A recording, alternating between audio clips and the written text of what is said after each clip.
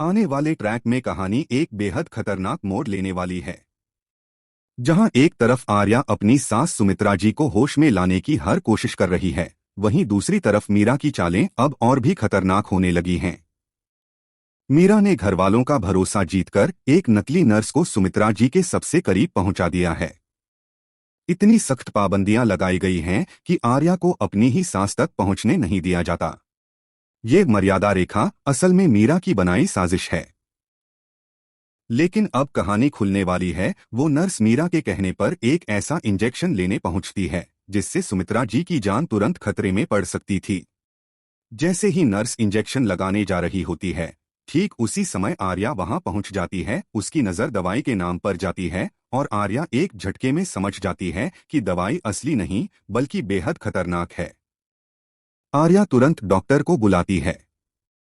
Doctor दवा check करते ही चौंक जाती हैं, बोतल में गलत दवाई भरी हुई है। पूरा परिवार सदमे में आ जाता है, लेकिन हमेशा की तरह दादी सबके सामने आर्या पर ही आरोप लगा देती हैं। आर्या कुछ कहने की कोशिश करती है, लेकिन दादी उसकी एक नहीं सुनती।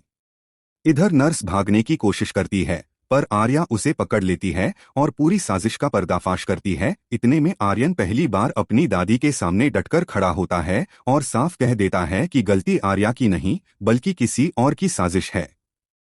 यह देखकर पूरा परिवार हैरान रह जाता है। अब कहानी का सबसे उम्मीद भरा मोमेंट आता है। आर्या द्वारा समय रहते रोक देने की वजह से सुमित्रा जी बच जाती हैं।